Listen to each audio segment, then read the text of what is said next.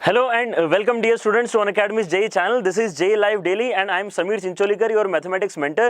बच्चों आज हमारा लेक्चर नंबर 2 है एलिप्स का। लास्ट क्लास में हमने यहाँ पे बहुत ज़्यादा वेटेज दिया था थियोरेटिकल अंडरस्टैंडिंग के ऊपर एंड आई गेस उससे काफ़ी सारे बच्चों को बेनिफिट हुआ होगा। आपको लग रहा होगा यहाँ पे कि अब हमें यहाँ पे जो बेस है एलिप्स का अच्छे से बन चुका है।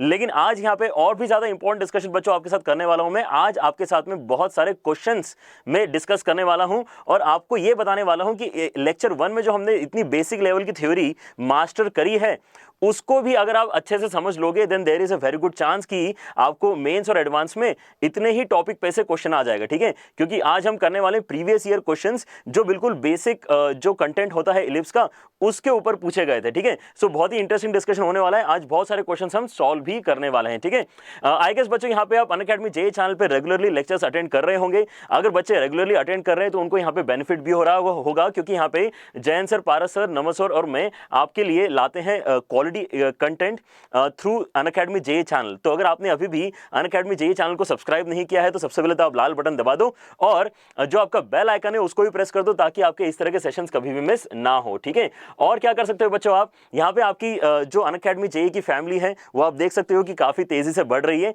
आप यहाँ पे थोड़ी सी हमारी मदद और कर सकते हो। यहाँ पे हम जो अचीव करना चाहते हैं that is to provide quality education to each and everyone for free through this particular channel. ठीक है, तो आपकी हेल्प ये रहेगी बच्चों कि आप यहाँ पे इस पर्टिकुलर लेक्चर को लाइक करके शेयर अभी के अभी करो with the hashtag JLiveDaily and you can also tag me in that post with handle Sameer_ITR।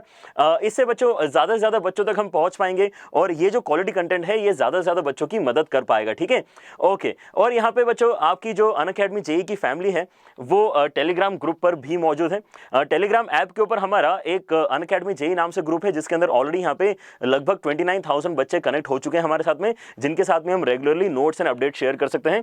You can also be A part of that. उसके लिए करना क्या होगा, पहले तो टेलीग्राम ऐप डाउनलोड कर लो और उसके बाद में अपने मोबाइल ब्राउजर में जाके इतना सा लिखो tinyurl.com/JEE live chat। ठीक है, उससे आपको उस ग्रुप में एंटर होने को मिलेगा जहां पे सारे बच्चे हमारे साथ कनेक्टेड ऑलरेडी हैं। ठीक है, ओके चलो। तो बच्चों यहाँ पे एक छोटा सा इंफॉर्मेशन ले लेते हैं जल्दी से about one more platform where all 4 of us are teaching. It is Unacademy plus. Unacademy plus बच्चों एक सब्सक्रिप्शन बेस्ड प्लेटफॉर्म है। वहां पर क्लासेस अगर आपको लाइव अटेंड करनी है तो आपको वहां पे एक बेसिक अमाउंट पे करना होता है, लेकिन जो यहाँ पे फैसिलिटीज हैं वो आई गेस किसी भी जेईई एस्पिरेंट के लिए बिल्कुल बहुत ही इंपॉर्टेंट है और सारी बच्चों ने यहाँ पे उसके जो फीचर्स है उसको ध्यान से समझना चाहिए और उसका यहाँ पे अच्छे से यूज करना चाहिए अपनी रैंक को इंप्रूव करने के लिए। ठीक है, क्योंकि बच्चों क्वालिटी कंटेंट तो यहाँ पर भी आपको मिल रहा है, लेकिन यहाँ पे जो मिस हो रहा है वो इसलिए मिस हो रहा है क्योंकि ये जो YouTube प्लेटफॉर्म है ये बना हुआ है एंटरटेनमेंट के लिए। हम इसको इतने बढ़िया पर्पस के लिए यूज कर पा रहे हैं, that is a very different thing. ठीक है,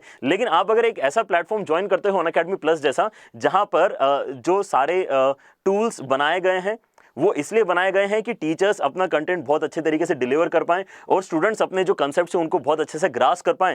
तो यहाँ पे जो इंटरेक्शन होता है टीचर्स के साथ में बच्चों का वो बहुत ही मजेदार होता है। आपको यहाँ पे ऐसा लगता है कि आप टीचर्स के साथ में बैठ के ही पढ़ाई कर रहे हो। ठीक है, इट इज दैट इंटरेक्टिव और साथ ही साथ यहाँ पे सारे लेक्चर्स बच्चों आपके रिकॉर्ड हो जाते हैं ताकि आप पीछे जाके फिर से रिविजन भी कर पाओगे। अब ये सारी फैसिलिटीज आई गेस बहुत ही इंपॉर्टेंट है और केवल टेक्नोलॉजी ही ऐसी फैसिलिटीज प्रोवाइड कर पाता है। आप यहाँ पे सोचोगे आप अगर कोई ऑफलाइन कोचिंग के साथ में इसको कंपेयर करोगे तो अगर आपके ऑफलाइन में अगर कोई एक टीचर आता है वो अगर लेक्चर डिलीवर करके चला गया देन आपके नोट्स में अगर आप लिख पाए हो तो ठीक है, अदरवाइज आपको फिर से उसको सुनने को कभी नहीं मिलता। Now that is a really brilliant feature of Unacademy plus कि यहाँ पे आप लेक्चर को फिर से जाके देख सकते हो। और बच्चों यहाँ पे आपके डाउट को बहुत ज्यादा वेटेज दिया जाता है, आपके डाउट क्लियरिंग सेशंस यहाँ पे रेगुलरली रखे जाते हैं और साथ ही साथ यहाँ पे टेस्ट सीरीज जो है वो भी नेशनल लेवल पे चल रही है ताकि आपको अपना परफॉर्मेंस जज करते आए कि हम जिस पेस से यहाँ पे पढ़ाई कर रहे हैं, जिस स्पीड से हम आगे बढ़ रहे हैं, क्या वो सफिशिएंट है या हमें और ज्यादा मेहनत करने की जरूरत है। ठीक है, तो यहाँ पे बच्चों आपको अगर अनअकैडमी प्लस ज्वाइन करना है देन आप यहाँ पे करोगे क्या, आप अपने गोल को सब्सक्राइब करोगे। यहाँ पे बहुत सारे टीचर्स हैं, बहुत सारे कोर्सेज चल रहे हैं। ठीक है, लेकिन आपको यहाँ पे करना क्या है, अपने गोल मतलब IIT JEE को सब्सक्राइब करना है। ठीक है, आप मोबाइल ऐप डाउनलोड करो अनअकैडमी का लर्निंग ऐप और उसके अंदर जो जेईई वाला सेक्शन है उसको सब्सक्राइब करो। ठीक है, सब्सक्राइब करने का मतलब समझते हैं यहाँ पे सारे बच्चे कि आप यहाँ पे बताओगे कि कितने समय तक आप यहाँ पे अनअकैडमी प्लस के स्टूडेंट बने रहना चाहते हो, बस उतना बताना है आपको। अब उस समय में उस ड्यूरेशन में जितने भी कोर्सेज होंगे, जितने भी टीचर्स होंगे, जितने भी सब्जेक्ट होंगे, आप सब वहां पे पढ़ सकते हो। जितने भी टेस्ट होंगे आप सारे टेस्ट वहां पे दे सकते हो, ठीक है। अब ये अमेजिंग फैसिलिटी बच्चों पहले किसी को मिलती नहीं थी। इस पर्टिकुलर जनरेशन से, इस पर्टिकुलर बैच से ये फैसिलिटीज मिलना स्टार्ट हो रही है, तो आपने इसको मिस आउट बिल्कुल नहीं करना चाहिए, ठीक है।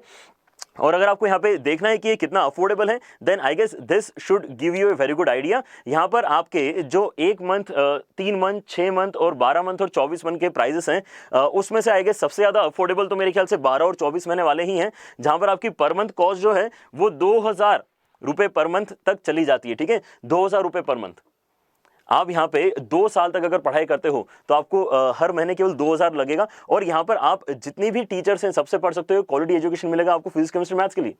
जबकि मुझे ऐसा लगता है कि मुंबई में, दिल्ली में आजकल जो जूनियर क्लासेस के ट्यूशन टीचर्स होते हैं वो भी इतना ज़्यादा चार्ज करते हैं, ठीक है। यू विल नॉट बिलीव कि यहाँ पे 1500 रुपीज़ केवल मैथमेटिक्स के लिए पे करना पड़ते हैं in class 9th, in class 8th, ठीक है। If you compare it to that, यहाँ पे वाकई आपको जेई का जो एजुकेशन मिल रहा है that is at affordable prices, ठीक है। यहाँ पर लेकिन आप देख सकते हो बच्चों की आपकी जो यहाँ पे प्राइस बनेगी,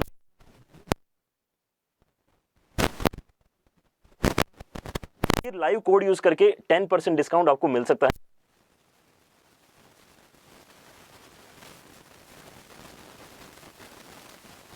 आई गेस यहाँ पे सारे बच्चे जो नए हैं,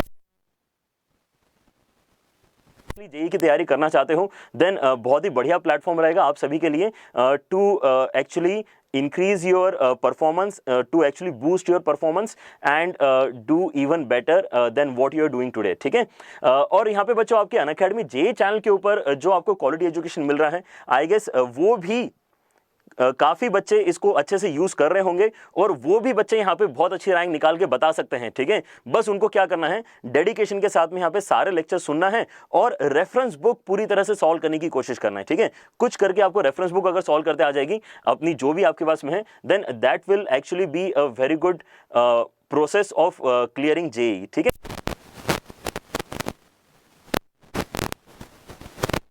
हमने यहाँ पे स्टैंडर्ड इक्वेशन ऑलरेडी पढ़ लिया, ठीक है। स्टैंडर्ड इक्वेशन के रिलेटेड हमने क्वेश्चंस लेकिन लास्ट क्लास में केवल 2 ही किए थे। इसी डिस्कशन के साथ में मैं आगे बढ़ना चाहता हूं और मैं दिखाना चाह रहा हूं आपको कि यार स्टैंडर्ड इक्वेशन भी अगर आपको एक बार समझ में आ गई है, आपको उसके एलिमेंट्स निकालते आ गए हैं, then you are able to do previous year questions जो एडवांस में और मेंस में आए हैं, ठीक है। सो बहुत ही एक्साइटिंग रहने वाला है अभी आगे का discussion. Let us try to do few questions. पहले बेसिक से स्टार्ट करते हैं। आई होप यहाँ पे सारे बच्चे देख पा रहे हैं क्वेश्चन को। ऑलराइट, क्लियर हो रहा है? ओके, चलो। साउंड में दिक्कत आ रही है?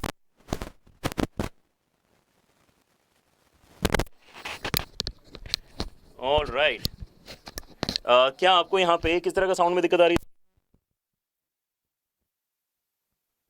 तो I guess it would be better now. Alright, so I will wait for your response. जल्दी से मुझे आके बताइए कि अब साउंड ठीक आ रहा है या नहीं। Alright, I guess now it should be good enough to start the lecture.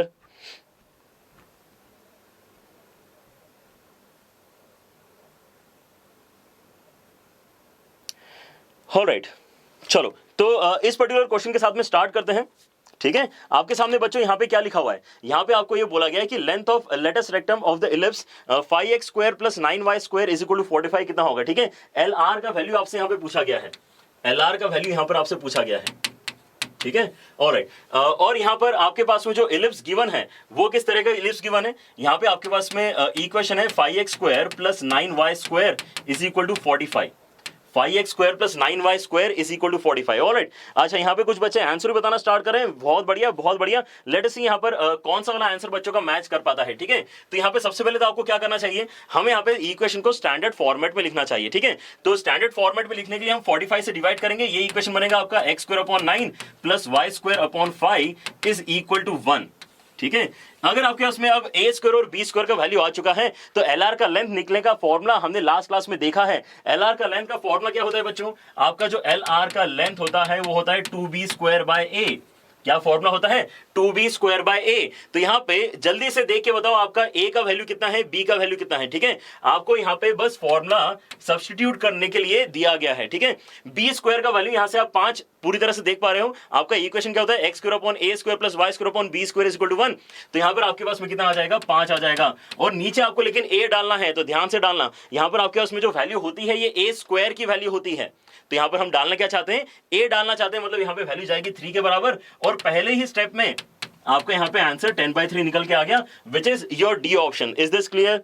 Yes, alright, D की power infinity. Alright, good, very good answer. चलो तो यहाँ पे आगे बढ़ते हैं। यहाँ पे आपको फॉर्मूला लास्ट क्लास का याद आ रहा है। जल्दी से एक और क्वेश्चन मुझे करके बताओ। यहाँ पे क्वेश्चन एक बार फिर से मैं आपको रीड आउट कर देता हूं।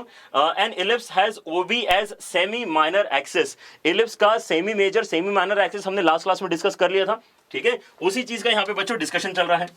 आपके पास में एक ऐसा इलिप्स है, आपके पास में एक ऐसा दिखने वाला इलिप्स है जिसका सेमी माइनर एक्सिस कौन सा होता है, O से लेके B तक। तो यहां पे आपका B पॉइंट है। ठीक है, and ellipse has OB as semi minor axis, F and F dash are its foci. तो यहां पर आपका जो फोकस है वो कहां पर है, F और F डैश पे आपके फोकस है, F और F डैश पे आपके फोकस है। ठीक है, and the angle FBF dash is right angle. यहां पर कौन सा एंगल की बात चल रही है, FBF डैश एंगल आपका 90 डिग्री के बराबर बन रहा है। Then eccentricity of this ellipse, इस इलिप्स का एक्सेंट्रिसिटी कितना होगा, ये आपका क्वेश्चन है। कैसे कर पाएंगे ये वाला क्वेश्चन, कैसे आंसर निकलेगा इसका, ध्यान से करें। यहां पे बच्चे कुछ गड़बड़ आंसर भी मुझे यहां पे दिखाई दे रहे हैं। ठीक है, आराम से करो। अच्छा लगता है यहाँ पे लाइव चैट में सही आंसर दोगे तो, लेकिन गलत आंसर दोगे तो उतना ही गलत है ना। तो यहाँ पर आपके पास में क्या हो रहा है, आप यहाँ पे एक बहुत ही बढ़िया एक ट्रायंगल देख पा रहे हो। ठीक है, हमें क्या पता है, हमें ये पता है कि ये जो आपका टॉप मोस्ट पॉइंट होता है वो सिमेट्रिक है अबाउट द फोकस। मतलब आपके पास में जो BF है और जो आपके पास में BF डैश है, इन दोनों का लेंथ इक्वल आना चाहिए।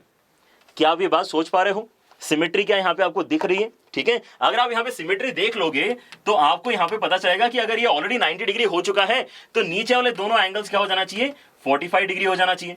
अगर ये आपका 45 डिग्री है और आपको already x axis y axis के बीच में 90 डिग्री पता है, तो आपके पास में और एक बढ़िया वाला राइट एंगल ट्राइंगल आ जाता है। आपके पास में जो ट्राइंगल BOF डैश है, ट्राइंगल BOF डैश है, वो भी क्या हो जाएगा, एक राइट एंगल ट्राइंगल हो जाएगा और ऊपर से आइसोसेलेस राइट एंगल ट्राइंगल हो जाएगा, क्योंकि आपके पास में ये जो एंगल है ये बन रहा है 45 डिग्री के बराबर।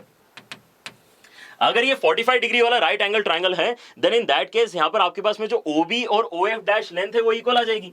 जो आपके पास में OB और OF डैश लेंथ है वो इक्वल आ जाएगी। तो यहां पे OB और OF डैश लिखते हमें ऑलरेडी आता है क्या, OB जो आपका लेंथ होता है स्टैंडर्ड फॉर्मूले के लिए वो कितना होता है, B के बराबर होता है। ठीक है, और आपका जो OF डैश है, OF डैश वो किसके बराबर होता है, वो AE के बराबर होता है। यहां पे बच्चों हम लास्ट क्लास के जो यहां पे नॉलेज है वो डायरेक्टली यूज कर रहे हैं। अगर किसी ने लास्ट लेक्चर को नहीं देखा है देन आई वुड सजेस्ट दो स्टूडेंट्स की पहले यहाँ पे लास्ट लेक्चर जरूर देखें। आपको अगर ये फॉर्मुलेस पता है then you can maybe continue. ठीक है, आपके इसमें यहाँ पे जो रिलेशन निकल के आ रहा है वो क्या है कि आप B/A के प्लेस में E डाल सकते हो और इसके बाद लग जाएगा हमारा यहाँ पे बिल्कुल 5 स्टार रिजल्ट है ना। 3 स्टार लगाया था शायद मैंने लास्ट क्लास में उसके ऊपर, लेकिन 5 स्टार रिजल्ट भी बोल सकते हो आप उसको। Relation between A, B and E। What is the relation between A, B and E? तो रिलेशन होता है हमारे पास में यहाँ पे B square is equal to A square into 1 minus E square. ये हमारे पास में A, B और E का रिलेशन होता है। अभी हमारे पास में जो डेटा गिवन था हमने उसकी मदद से फिगर को एनालाइज किया। फिगर को एनालाइज करने के बाद में हमें ये रिलेशन पता चला कि अच्छा B/A का वैल्यू E के बराबर है। तो यहां पे मैं देख पा रहा हूं यार B/A का स्क्वायर बनेगा। क्या बनेगा यहाँ पे, B/A का स्क्वायर बनेगा हमारे स्टैंडर्ड फॉर्मूले के अंदर, जिसको मैं इस क्वेश्चन के लिए क्या रिप्लेस कर सकता हूं, इस क्वेश्चन के लिए मैं उसको E से रिप्लेस कर सकता हूं। ठीक है, तो यहाँ पे अगर E जाएगा तो आपका इक्वेशन बनेगा E square is equal to 1 minus E square which gives us E square is equal to 1/2। और E स्क्वायर अगर इक्वल टू 1/2 है तो यहाँ पे आपका आंसर क्या आना चाहिए, आपका आंसर बच्चों B आना चाहिए। काफी सारे बच्चे यहाँ पे A आंसर बता रहे हैं। ठीक है, आई होप सारे बच्चे अभी पहुंच गए हैं B तक। क्लियर हो रहा है? ऑलराइट, चलो तो अगर आपको यहाँ पे कैलकुलेशन करते आ गई using the figure, then I guess we can now move on to a question जो आपको ज्यादा एक्साइट करेगा। ये 2013 मेंस का क्वेश्चन है। ये 2013 मेंस का क्वेश्चन है। अभी हमने बच्चों क्या पढ़ा है, अभी हमने लिटरली कुछ भी नहीं पढ़ा है, अभी हमने इलिप्स में केवल स्टैंडर्ड इक्वेशन पढ़ी है और हमने इलिप्स के फिगर को अच्छे से समझा है। लेकिन तब भी इतने से बेसिक नॉलेज पे 2013 में क्वेश्चन आ गया था। ठीक है, तो क्या क्वेश्चन बोला गया है यहां पे, the equation of the circle passing through the foci of the ellipse this and having centre at 0,3, 0,3 पे सेंटर होना चाहिए और ये जो आपके सामने इलिप्स लिखा है उसके फोकस से वो सेंटर, वो सर्कल पास होना चाहिए। ठीक है, सो कैसे करेंगे इस पर्टिकुलर क्वेश्चन को सॉल्व, देखिए यहां पे सारे बच्चे अच्छे से, ए बी सी डी आपके साथ में 4 ऑप्शंस हैं, इनमें से कोई ना कोई एक आंसर सही है। मेंस का क्वेश्चन है तो यहां पे आपको डरने की बात नहीं है, यहां पे कोई ना कोई एक ही आंसर करेक्ट होगा, बाकी सारे गलत हैं। ठीक है, सिंगल करेक्ट यहां पर आपको आंसर मिलेगा। ऑलराइट, सो यहां पे फिर से फिगर बनाने की जरूरत है बच्चों। अगर आप यहां पे इलिप्स का फिगर अच्छे से समझ चुके हो देन आपको यहां पे आंसर भी आराम से निकालते आ जाएंगे। ठीक है, क्या करेंगे इस केस में, फिर से यहां पे मेहनत करना स्टार्ट करते हैं जीरो से। क्वेश्चन नया है, जीरो से मेहनत करनी पड़ेगी। आपके पास में एक आ गया है इलिप्स जिसके अंदर आपका a का वैल्यू 4 है और आपका b का वैल्यू 3 है। ठीक है, a का वैल्यू 4 है, b का वैल्यू 3 है, a का वैल्यू 4 है, b का वैल्यू 3 है। अगर आपने ये जैसे ही मार्क किया तो आपको क्या यहां पे 0,3 ऑलरेडी दिख गया। 0,3 मतलब ये एक्चुअली टॉप मोस्ट पॉइंट का ही डिस्कशन कर रहा है। 0,3 पर आपको सेंटर लेना है उस सर्कल का जो कहां से पास होगा, इलिप्स के सेंटर से पास होगा, इलिप्स के फोकस से पास होगा, सॉरी। ठीक है, तो यहां पर इलिप्स के फोकस जो हैं उनके वैल्यूज क्या हमें निकालने की जरूरत पड़ेगी। क्या हमें यहां पे इलिप्स के फोकस के कोऑर्डिनेट्स निकालने होंगे? क्या यहां पे बच्चे सोच पा रहे हैं कोई अल्टरनेट मेथड जो हम यूज कर सकते हैं? क्योंकि एक तरीका तो ये ऑब्वियसली है, आपको यहां पे क्या दिया हुआ है, आपको यहां पे इलिप्स का इक्वेशन दिया हुआ है। इलिप्स का इक्वेशन देख के आप क्या कर सकते हो, इलिप्स का इक्वेशन देख के आप ऑब्वियसली फोकस के कोऑर्डिनेट्स निकाल सकते हो, क्योंकि हमें पता है प्लस माइनस ए कॉमा 0। ठीक है, ऑलराइट, तो आपने अगर यहां पे फोकस के कोऑर्डिनेट्स निकाल लिए तो आप अब डिस्टेंस फॉर्मूले का यूज करके रेडियस निकाल के यहां पे एक पूरा सर्कल इमेजिन कर पा रहे होंगे, है ना। तो यहां पे आपको जिस सर्कल का इक्वेशन बताना है, find the equation of the circle passing through the focus of the ellipse this and having the centre at 0,3। जिस सर्कल का इक्वेशन निकालना है उसका सेंटर आपको पहले से दिया हुआ है क्वेश्चन में। क्या नहीं पता आपको? रेडियस नहीं पता। रेडियस कैसे निकालेंगे हम? इस डिस्टेंस की मदद से ही तो रेडियस निकालेंगे। आपका जो S1 और ये ऊपर वाला B पॉइंट है और S2 और जो B पॉइंट है यही तो आपके रेडियस के वैल्यूज हैं। लेकिन इस रेडियस को निकालने के लिए डिस्टेंस फॉर्मूले तक जाने की जरूरत नहीं है।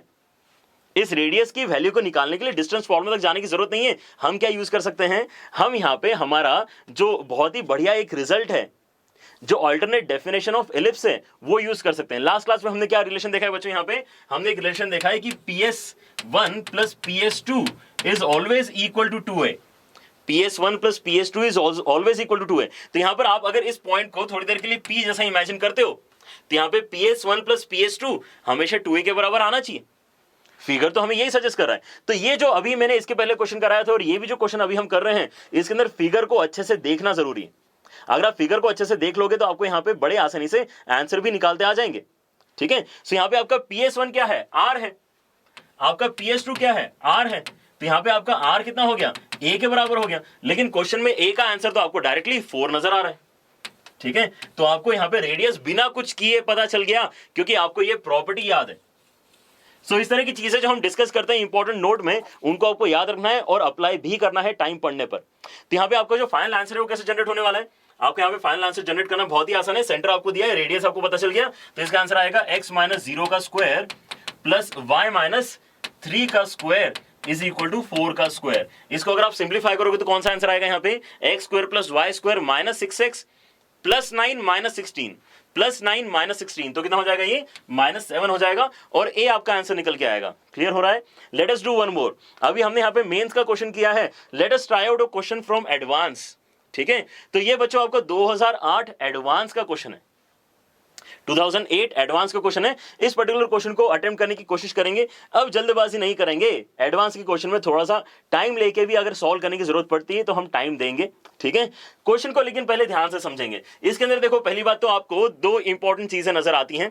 एक तो आपको नजर आता है इलिप्स वर्ड लिखा हुआ, एक नजर आता है आपको पैराबोला लिखा हुआ, और पैराबोला का भी प्लूरल है, पैराबोलाज, पैराबोलाज। ठीक है, ऑलराइट, तो यहां पे इसका मतलब कहीं ना कहीं मोर देन वन वाला सिनेरियो बन सकता है। यहां पर आपका मोर देन वन वाला सिनेरियो बन सकता है, ठीक है। ऑलराइट, चलो तो एडवांस का क्वेश्चन करते हैं। यहां पे क्या हो रहा है, आपको क्या दिया है, सबसे पहले ऊपर से पढ़ना स्टार्ट करते हैं। P एंड Q जिन दोनों के y के वैल्यूज नेगेटिव हैं, be the point of latus rectum of the ellipse this, ये जो इलिप्स है इसके LR के एंड पॉइंट से P एंड Q, ठीक है। तो एक बार मैं फिगर आपको विजुलाइज करवाता हूं, फिगर बनाने की कोशिश करते हैं। यहां पे आपका ये हो गया x एक्सिस y एक्सिस, आपने इसके ऊपर बना लिया अपना एक बढ़िया सा इलिप्स, ठीक है। और आप यहां पर अब क्या करना चाहते हो, आप यहां पे LR विजुलाइज करना चाहते हो। तो LR कैसे होता है, LR इस केस में वर्टिकल होगा, ठीक है। अब आपके बेसिकली 4 अलग अलग पॉइंट्स आते हैं LR के एंड पॉइंट्स, 1 2 3 और 4। अब इसमें जो 3 और 4 वाले हैं उनके y कोऑर्डिनेट्स कैसे हैं, नेगेटिव हैं, उनके y कोऑर्डिनेट्स कैसे हैं, नेगेटिव हैं, ठीक है। इसीलिए आपके P और Q ये वाले पॉइंट्स होना चाहिए। P ये वाला पॉइंट मान लेते हैं, Q ये वाला पॉइंट मान लेते हैं, ठीक है। पहली बात तो हमें क्वेश्चन को समझना पड़ेगा, क्वेश्चन को विजुलाइज करना पड़ेगा, उसके बाद में यहां पे कैलकुलेशन स्टार्ट करेंगे। अब आगे क्या बोल रहा है कि आपने अगर P और Q यहां पे नोटिस कर लिया इस पर्टिकुलर इलिप्स के, the equation of parabolas with the latus rectum PQR। अब यहां पे PQ को LR मान के, PQ को LR मान के अगर आप पैराबोला बनाने जाओगे तो उसकी इक्वेशन क्या आएगी, ऐसा क्वेश्चन है। अब इसकी इक्वेशन निकालने के लिए पहले तो हम ये विजुलाइज करते हैं कि पैराबोलास क्यों बोला इसने। यहां पे क्या मल्टीपल पैराबोला बन सकते हैं, तो हां, आपको अगर PQ को LR मान के पैराबोला लिखना है तो यहां पे 2 अलग अलग पैराबोला बनाए जा सकते हैं, एक अपवर्ड फेसिंग पैराबोला और एक डाउनवर्ड फेसिंग पैराबोला, ठीक है। दोनों ही यहां पे पॉसिबिलिटीज हैं। एक पैराबोला इस तरह से नीचे फेसिंग बन सकता है और एक पैराबोला अपवर्ड फेसिंग बन सकता है, ठीक है। So we are not sure exactly how the figure should look like, but हमें एक मोटा मोटा अंदाजा तो लग गया है, ठीक है। हमारे पास में 2 अलग अलग पैराबोलास यहां पे बनेंगे। Is the question clear to everyone? एक बार आपको अगर क्वेश्चन क्लियर है तो यहां पे अब मैं आपको स्टेप्स ऑफ कैलकुलेशन जो है वो बता सकता हूं। कैलकुलेशन के लिए यहां पर आपको क्या क्या करना होगा, ठीक है। काफी यहां पे हमें टाइम लग सकता है इस क्वेश्चन को करने में, ठीक है। आप भी अगर इसका आंसर निकाल पा रहे हैं तो जल्दी जल्दी निकाल के मुझे, मोर देन वन है लाइव चैट में, आप ABCD में से मल्टी करेक्ट आंसर मुझे यहां पे बता सकते हैं, ठीक है। देखो यहां पे बच्चों ध्यान से क्या क्या करेंगे, हमें जो इलिप्स की इक्वेशन पता है उसकी मदद से हम सबसे पहले P और Q पॉइंट्स कैलकुलेट करेंगे। सबसे पहले हम P और Q पॉइंट्स कैलकुलेट करेंगे, ठीक है। कैसे, एंड्स ऑफ LR हमको आता है, हमको पता है एंड्स ऑफ LR कैसे होते हैं, हमने लास्ट क्लास में देखा है, इसलिए हम इस चीज को कर सकते हैं, ठीक है। तो उसके बाद में एक बार आपके पास में यहां पे अगर P और Q एंड पॉइंट्स आ जाएंगे तो हम ये नोटिस करेंगे कि ये जो है ये y एक्सिस के अबाउट सिमेट्रिक है।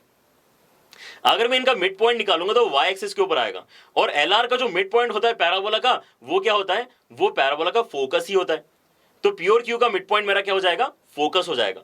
उसके बाद मैं नोटिस करता हूं कि यार P और Q के बीच में डिस्टेंस कितना है, P और Q के बीच में जितना डिस्टेंस है वो हो जाएगा पैराबोला के LR का लेंथ, मतलब 4a। अगर मैं उस डिस्टेंस को 4 से डिवाइड कर दूंगा तो मेरे पास में a का वैल्यू निकल के आएगा। अब मेरा जो वर्टेक्स है वो फोकस से कितना दूर होता है, मेरा वर्टेक्स फोकस से a डिस्टेंस पे ही होता है। अगर मैं a डिस्टेंस ऊपर जाऊंगा या a डिस्टेंस नीचे आऊंगा, मुझे 2 अलग अलग पैराबोलास के वर्टाइसेस पता चलेंगे। जब मुझे वर्टाइसेस पता चलेंगे तो मैं यहां पे कंपेरेबल पैराबोला जनरेट अप कर पाऊंगा, ठीक है। Lot of steps to be done. मुझे बोलने में यहां पे अगर 30 सेकंड लगे हैं देन आई गेस इसको करने में हमें काफी टाइम लगेगा, ठीक है। लेकिन सारे बच्चे यहां पे साथ साथ कोशिश करते रहें और सही आंसर मुझे लाइव चैट में बताते जाएं, ठीक है। Alright, so let us start with the calculation here x square. अब मैं यहां पे सबसे पहली बात आपको ये बताना चाह रहा हूं कि नॉलेज पॉइंट ऑफ व्यू से इस क्वेश्चन में ज्यादा कुछ नहीं चाहिए आपको अगर इलिप्स के यहां पर जो LR के एंड पॉइंट्स हैं वो अगर लिखते आ रहे हैं then I guess that is a sufficient information to start off, ठीक है। लेकिन एडवांस के क्वेश्चन में थोड़ा सा टाइम लगता है, आपको टाइम लेकिन यहां पे निकाल के देना पड़ेगा, ठीक है। यहां पर P के कोऑर्डिनेट्स बच्चों में लिखना चाह रहा हूं, तो P का जो x कोऑर्डिनेट है वो कितना हो जाएगा, -AE, कितना हो जाएगा, -AE। और आपका यहां पे जो y कोऑर्डिनेट है वो कितना हो जाएगा, -B²/A, ठीक है। ये हमने लास्ट क्लास में किए हुए हैं, so I am not going into much detail कि ये कैसे आया। और वैसे ही आगे वाला कितना हो जाएगा, Q, ये हो जाएगा AE के नीचे। AE क्यों, क्योंकि आपको फोकस तक तो जाना ही है, और उसके नीचे आ जाएगा -B²/A, ठीक है। लेकिन अब यहां पे क्या मिसिंग है, E का वैल्यू अभी मिसिंग है। सो let us first target that कि अगर आपके पास में a स्क्वायर और b स्क्वायर है तो E का वैल्यू कितना हो जाएगा। अगर आपको E का वैल्यू डायरेक्टली लिखना है तो आप रिलेशन को एक बार मैनेज करके देखो। यहां पर आपका जो वैल्यू बनता है वो कैसा है, b square is equal to a square under root के अंदर 1 माइनस e स्क्वायर। अगर आप इसको a स्क्वायर को नीचे लेके आओगे दोनों साइड, ओके यहाँ पे अंडर रूट नहीं होना चाहिए था, ब्रैकेट होना चाहिए था। अगर आप यहाँ पे बेसिकली a स्क्वायर को नीचे लेके आओगे और उसके बाद में आगे पीछे करोगे चीजों को, तो आपको यहां पे क्या मिलता है, e square is equal to 1 minus b square upon A square. तो इस चीज को आप ऐसा भी ध्यान रख सकते हो कि e is equal to under root के अंदर 1 माइनस छोटे का स्क्वायर अपॉन बड़े का स्क्वायर। अंडर रूट के अंदर 1 माइनस छोटे का स्क्वायर अपॉन बड़े का स्क्वायर, इससे आपके आंसर ज्यादा जल्दी निकल के आते हैं। ठीक है, तो यहां पर आपका ई कितना हो गया, यहां पर आपका ई हो गया है अंडर रूट के अंदर 1 माइनस 1/4। बी स्क्वायर का वैल्यू 1 है, ए स्क्वायर का वैल्यू 4 है, तो ये हो जाएगा √3/2। ई का वैल्यू हो जाएगा √3/2। क्योंकि आपके पास में ई आ चुका है, आपको यहां पे ए और बी के वैल्यूज ऑलरेडी सामने नजर आ रहे हैं, तो क्या आप मुझे यहां पे सक्सेसफुली पी और क्यू बता पा रहे हो? यस, बिल्कुल बता पा रहे हो। यहां पर आपके जो पी के कोऑर्डिनेट्स है, जल्दी से यहां पे देख के बताएंगे सारे बच्चे। माइनस ए ई, ए आपके सामने कितना है, 2 के बराबर। ई आपके पास कितना हो जाएगा, √3। तो आंसर कितना हो जाएगा, -√3। ये हो जाएगा -√3, comma minus b square by a, minus b square, b square ये रहा है ना, अपॉन ए मतलब कितना हो जाएगा, ए की वैल्यू 2 के बराबर है, मतलब -½ हो जाएगा। ठीक है, ऑलराइट। सो ऐसे ही एक चीज और करते हैं, क्यू का वैल्यू निकालते हैं। तो क्यू के वैल्यू में क्या चेंज है, वाई का वैल्यू तो एक्जैक्टली -½ ही आएगा, और एक्स का जो वैल्यू है वो माइनस साइन की जगह प्लस साइन के साथ में आ जाएगा। तो आपको यहाँ पे क्यू का कोऑर्डिनेट हो जाएगा √3, -½ √3, -½ इज दिस क्लियर? बहुत बढ़िया, बच्चे साथ साथ सॉल्व कर रहे हैं। मनीष यहाँ पे आंसर बता रहा है, बहुत ही बढ़िया बात है, यहाँ पे आंसर निकालते आ रहे हैं सारे बच्चों को। तो अब यहाँ पे अगर मेरे पास में पी और क्यू की वैल्यूज आ गई हैं, तो यहाँ पे नेक्स्ट स्टेप क्या है कि मैं पी क्यू का मिड पॉइंट और पी क्यू का डिस्टेंस, ये दोनों चीजें कैलकुलेट करूंगा। ठीक है, so mid point of P Q is my focus of parabola. ठीक है, इसका मिड पॉइंट कितना हो जाएगा, एक्स कोऑर्डिनेट ऐड करेंगे 0 हो जाएगा, तो 0 आना चाहिए, और y कोऑर्डिनेट ऐड करके डिवाइड बाय 2 करेंगे तो -½ ही हो जाएगा। तो 0, -½ ये आपका फोकस हो जाएगा। और आपका यहाँ पे जो LR का लेंथ है वो यूजुअली कैसे लिखा जाता है, 4a की तरह लिखा जाता है। अब मैं यहाँ पे a के साथ में चीजों को कंफ्यूज नहीं करना चाह रहा, हमने a पहले भी यहाँ पे यूज किया है, तो पैराबोला का a में कैपिटल वाला मान रहा हूं।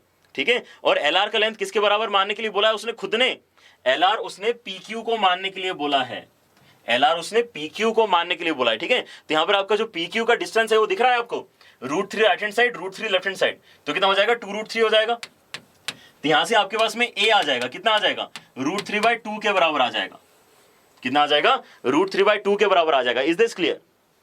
ओके, अभी भी यहां पे थोड़े गड़बड़ आंसर बच्चे बता रहे हैं, बच्चों और थोड़ी कोशिश करो।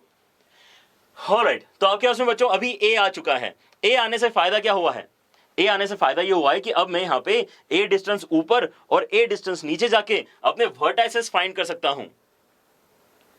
ये लॉजिक अब पैराबोला का स्टार्ट हो गया है। यहाँ पे इलिप्स हो गया खत्म, इलिप्स बहुत पहले खत्म हो गया है। जैसे हमने यहाँ पे पी और क्यू पॉइंट्स फाइंड कर लिए, इलिप्स हो गया खत्म। अब यहाँ पे पैराबोला का क्वेश्चन स्टार्ट हो चुका है। ठीक है, और पैराबोला के हमने बच्चों 9 लेक्चर्स किए हैं। अगर आप अच्छे से देख रहे हो सारे लेक्चर्स, देन आई गेस अब आपको चीजें ज्यादा आसान लगनी चाहिए।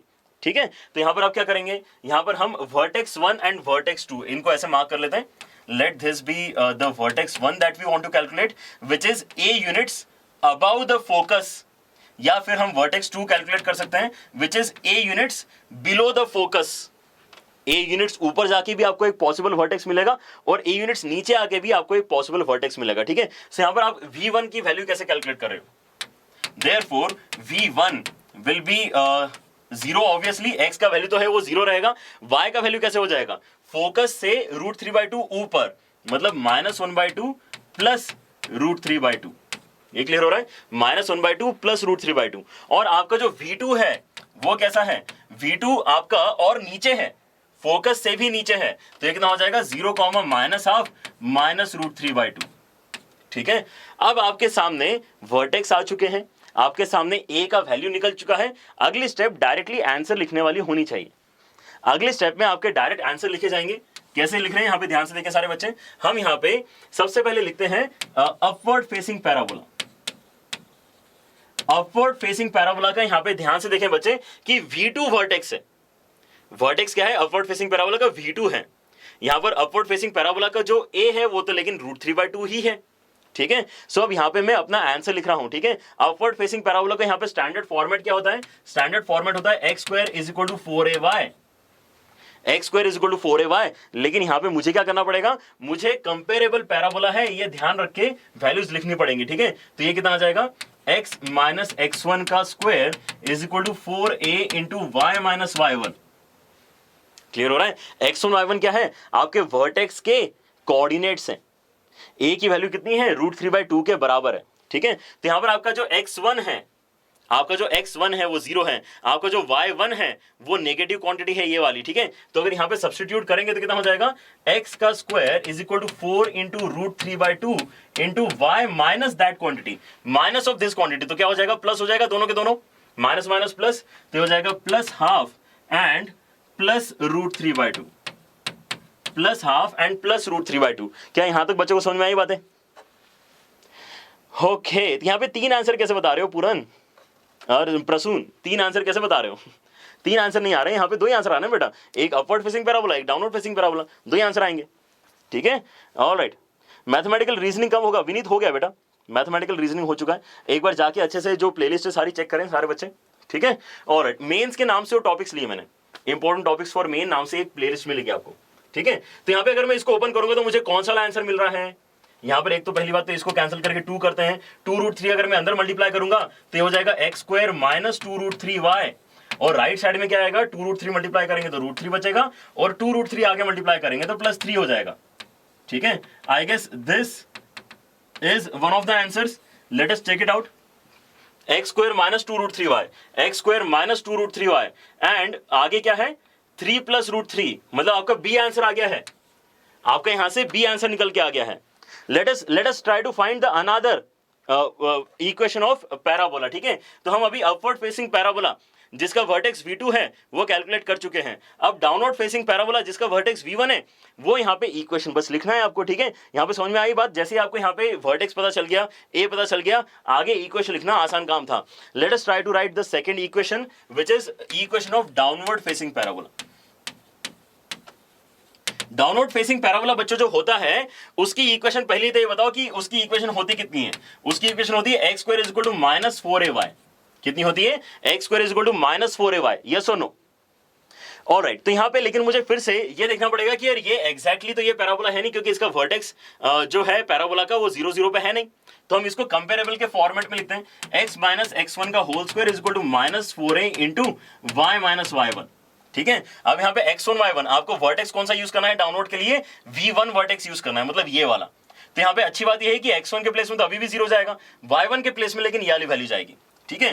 तो आपका यहाँ पे बनेगा क्या? x square is equal to minus 4 into √3/2 into y minus something, minus something अगर करेंगे तो ये प्लस हो जाएगा और ये माइनस हो जाएगा, ठीक है। तो ये आएगा आपका यहाँ पे plus 1/2 and minus √3/2, plus 1/2 and minus √3/2। Let us be sure once again, yes, minus इसका कर देंगे तो प्लस 1/2 एंड माइनस √3/2, ऐसा आपका वैल्यू बन रहा है।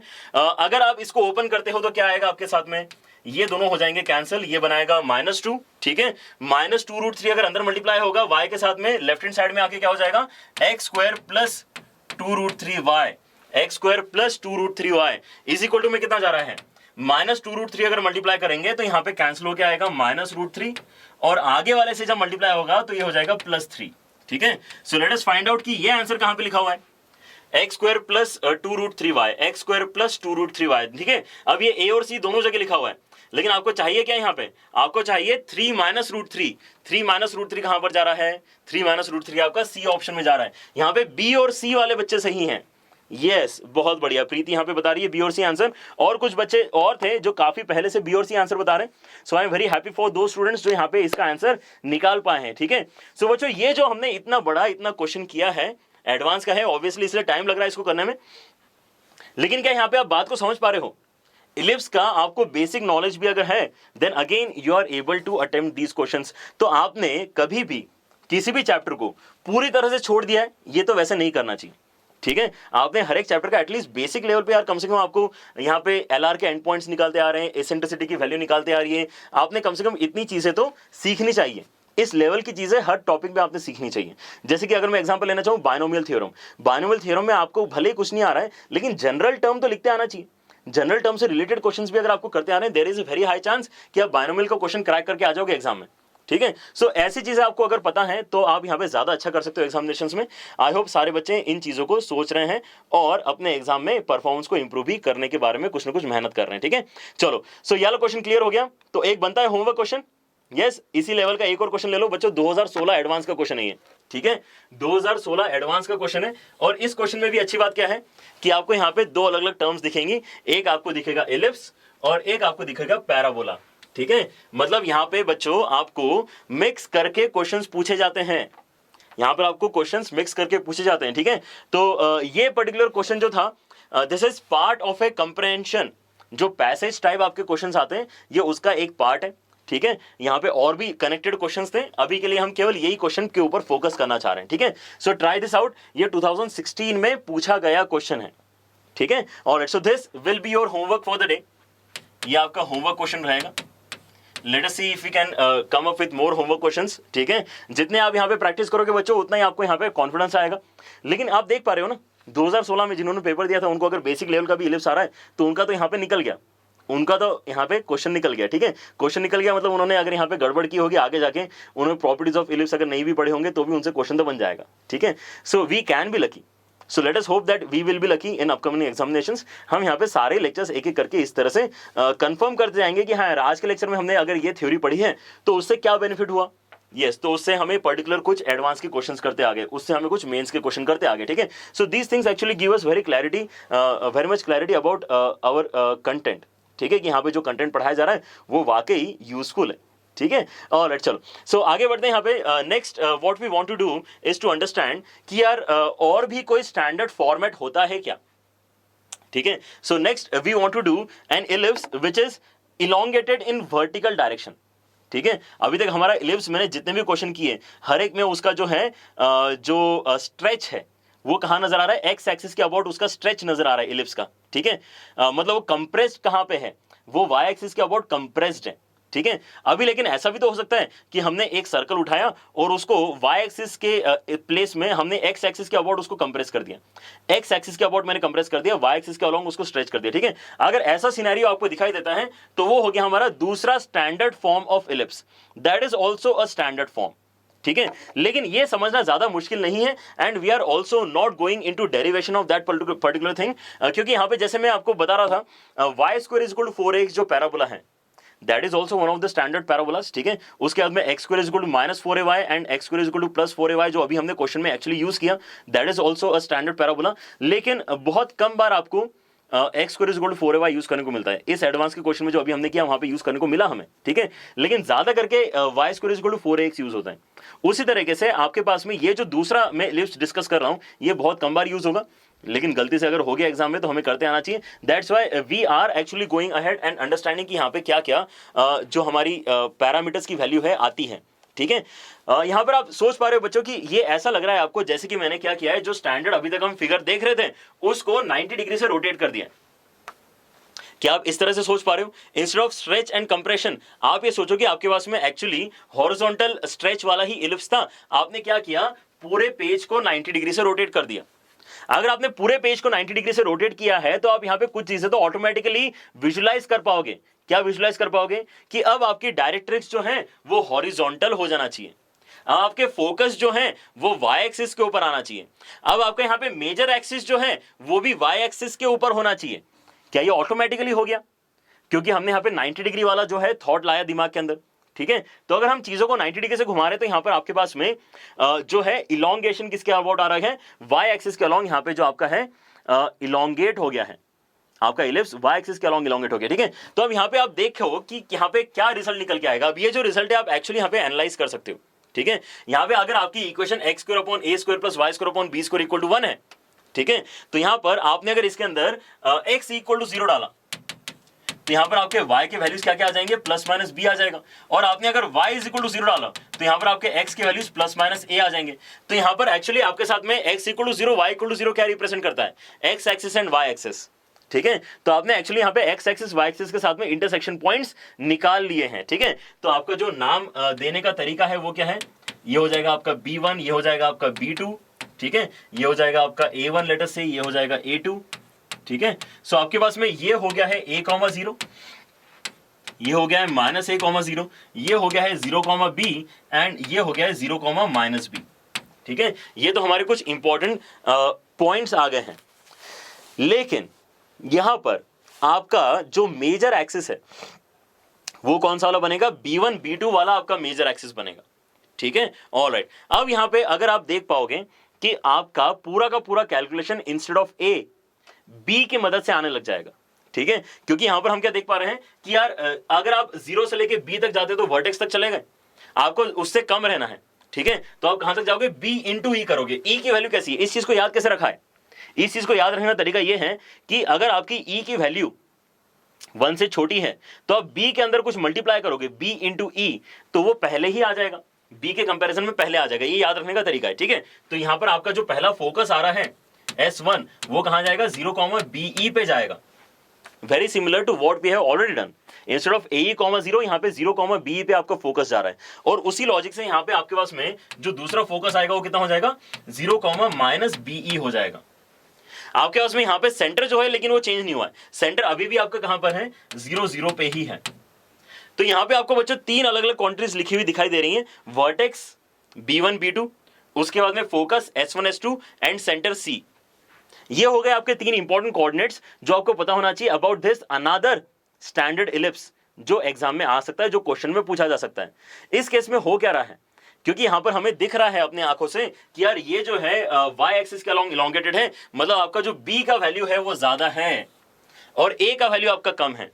b का वैल्यू ज्यादा है, a का वैल्यू कम है। ठीक है, ऑलराइट। सो अब यहां पे और क्या बचता है? अब हमारे पास में 3 अलग अलग जो है इक्वेशंस है जो हमें पढ़नी है। ठीक है, 3 कोऑर्डिनेट्स 3 इक्वेशन, इस तरह से आप सारे पैरामीटर्स याद रख सकते हो।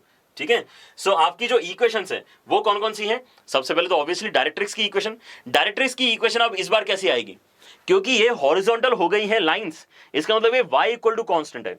कैसी है ये? y equal to constant. तो ऊपर वाला ऑब्वियसली क्या हो जाएगा? y is equal to plus b by e हो जाएगा, नीचे वाला y is equal to minus b by e हो जाएगा, है ना। तो e की वैल्यू क्योंकि फ्रैक्शनल है तो आप किसी फ्रैक्शन से अगर डिवाइड करोगे b को तो b से बड़ा आंसर आएगा। ठीक है, सो ये जो है डिस्टेंस ज्यादा है as compare to vertex. Directrix का डिस्टेंस ओरिजिन से ज्यादा है एज कंपेयर टू वर्टेक्स। ठीक है, याद रखना आसान है, फिगर के थ्रू हम चीजें और फॉर्मुलेस रिलेट करके याद रख सकते हैं। आपके पास में जो 2 और इक्वेशंस आती है वो है मेजर एक्सिस और माइनर एक्सिस की। ठीक है, इस बार आपका जो एक्स एक्सिस के ऊपर डिस्टेंस जा रहा है वो कम है, इसलिए ऑब्वियसली इसका नाम क्या है? माइनर एक्सिस है। इसका नाम माइनर एक्सिस है। ठीक है, और माइनर एक्सिस का इक्वेशन क्या बनेगा? माइनर एक्सिस का इक्वेशन एक्स एक्सिस है, इसलिए y इक्वल टू 0 बनेगा। लेकिन अगर कोई लेंथ पूछेगा तो लेंथ कितना बनेगा? लेंथ इसका 2a के बराबर बनेगा। तो इस बार ध्यान से देखिए बच्चे, जो पिछला वाला था आपके पास स्टैंडर्ड इलिप्स, उसके अंदर 2a मेजर एक्सिस का लेंथ था, इस बार माइनर एक्सिस का लेंथ आ रहा है।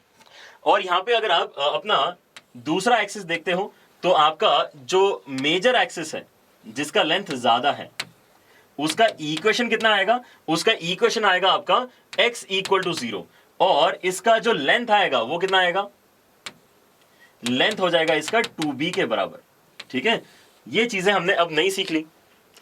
यहां पे अब क्या बच जाता है? अगर आपने ये 2 चीजें सीख ली हैं, हमने यहां पे अगर कुछ इंपॉर्टेंट इक्वेशंस और इंपॉर्टेंट कोऑर्डिनेट्स देख लिए तो यहां पे 2 ही चीजें बचती हैं। एक बचता है आपका LR का डिस्कशन और एक बचता है आपका फोकल डिस्टेंस का डिस्कशन। ठीक है, LR एंड फोकल डिस्कशन। ठीक है, ये करके देखते हैं। आपके पास में LR जो होगा बच्चों इस बार कैसा रहेगा? LR कैसा होता है? एक्सिस के परपेंडिकुलर होता है। ठीक है, सो इस बार हॉरिजॉन्टल डायरेक्शन में आपको यहां पे LR दिखाई देंगे। LR के वैल्यूज एक बार मैं प्लॉट करता हूं यहां पे। ठीक है, लेट अस से कि मैंने ऐसा कुछ प्लॉट किया डॉटेड लाइन से और यहां पे भी प्लॉट किया डॉटेड लाइन से। ठीक है, so we are getting 4 different points. Let us try to calculate the values of these points. तो यहां पर आपको क्या समझ में आएगा? अगर आपके उसमें P1 Q1 और P2 Q2 अगर आपके उसमें ये एंड्स ऑफ LR हैं, देन इन दैट केस इनके जो P1 Q1 के y कोऑर्डिनेट्स हैं वो इक्वल आएंगे आपकी बार, और वो किसके बराबर आएंगे? BE के ही बराबर आएंगे। ठीक है, सो यहां पर P और P1 एंड Q1 एक एक करके लिखना स्टार्ट करते हैं। P1 एंड Q1, जो आपके यहां पे P1 Q1 दोनों का ही y कोऑर्डिनेट आएगा वो फोकस के ही बराबर आएगा, मतलब BE के बराबर आएगा। ठीक है। लेकिन अब यहां पे डिस्कशन करना चाह रहे हैं हम कि यार इनका एक्स कोऑर्डिनेट कितना आएगा, और एक्स कोऑर्डिनेट बच्चों हम कैसे निकालते हैं, एक्स कोऑर्डिनेट निकालने के लिए हम यहां पे इक्वेशन का यूज करते हैं, लेकिन यहां पे जल्दबाजी नहीं करेंगे, ठीक है। यहां पे हम जल्दबाजी नहीं करेंगे, यहां पे हम थोड़ा सा ध्यान से एक चीज और पहले समझेंगे, ठीक है। वो क्या कि in this particular parabola how are A B and E connected, ठीक है। सो अगेन जैसे लास्ट क्लास में हमने यहां पे 3 स्टार लगाए थे, इस बार इसके ऊपर 5 स्टार लगा लो, ठीक है। बहुत ही इंपॉर्टेंट रहेगा बच्चों, इस चीज को याद रखना कि जब आपके पास में बी बड़ा होता है ए से, किसके अंदर, in this ellipse x square upon A square plus y square upon B square is equal to 1, then in this case आपको जो एक्सेंट्रिसिटी का रिलेशन मिलता है that is A square is equal to B square into 1 minus E square, ठीक है। ये relation मिलता है, ठीक है। इस चीज को याद कैसे रखा जा सकता है, इस चीज को एक दूसरे फॉर्मेट में अगर आप कन्वर्ट करके याद रखोगे तो ज्यादा आसानी से आप चीज को याद रख सकते हो, ठीक है। आप यहां पे बी स्क्वायर से डिवाइड कर दो और E square left hand side में और 1 by B A square by B square right hand side में, फिर अंडर रूट ले लो, तो आपका एक ट्रांसफॉर्म्ड जो फॉर्मूला है वो ऐसा बनेगा, ई स्क्वायर, ई का वैल्यू बनेगा 1 माइनस ए स्क्वायर अपॉन बी स्क्वायर के बराबर, ठीक है। तो यहां पे हमें हमेशा जो याद रखना है वो क्या है कि छोटे का स्क्वायर अपॉन बड़े का स्क्वायर, एक्सेंट्रिसिटी अगर आपको निकालना है तो हमेशा छोटे का स्क्वायर अपॉन बड़े का स्क्वायर आपको 1 में से सबट्रैक्ट करना होता है, ठीक है। अब वो ए है कि बी है वो हम क्वेश्चन देख के अपने आप मैनेज कर लेंगे, लेकिन होता क्या है, छोटे का स्क्वायर अपॉन बड़े का स्क्वायर, इस बार ए जो है वो छोटी वैल्यू है, बी जो है वो बड़ी वैल्यू है, इसलिए वो नीचे आ रहा है ना। ये अगर आप इस तरह से याद रखोगे तो मेरे ख्याल से कभी गलती आपसे नहीं होने वाली। यहां पे एक्सेंट्रिसिटी का वैल्यू कभी भी नेगेटिव नहीं आएगा, नॉट डिफाइंड नहीं आएगा, कुछ ना कुछ तो यहां पर आपका उसमें 0 और 1 के बीच में आंसर निकल के आना चाहिए, ठीक है। ऑलराइट, चलो। सो आपके पास में जो ये रिलेशन है ये यूज करके अब हम क्या निकाल सकते हैं, एक्स कोऑर्डिनेट भी इसका निकाल सकते हैं। यहां पे ध्यान से सोचो, अगर आप यहां पे y की वैल्यू बीई सब्स्टिट्यूट करोगे तो बी स्क्वायर कैंसिल हो जाएगा, ई स्क्वायर आपका राइट हैंड साइड में जाएगा, तो 1 माइनस ई स्क्वायर किसके बराबर लिखा जा सकता है, 1 माइनस ई स्क्वायर लिखा जा सकता है a square upon B square के बराबर। कितना लिखा जा सकता है, a square upon B square के बराबर। तो उसके अंदर अगर मैं फर्दर मल्टीप्लाई कर दूंगा ए स्क्वायर तो कितना हो जाएगा, ए की पावर 4 अपॉन बी स्क्वायर। चमका की लिख दूं, आई गेस लिख देना, ठीक है। काफी सारे बच्चे यहां पे सोच रहे होंगे कि इतना सारा सर ने क्या बोल दिया, ठीक है। तो यहां पे हम क्या कर रहे हैं, हमारा जो इक्वेशन है उसके अंदर y की वैल्यू बीई डाल रहे हैं।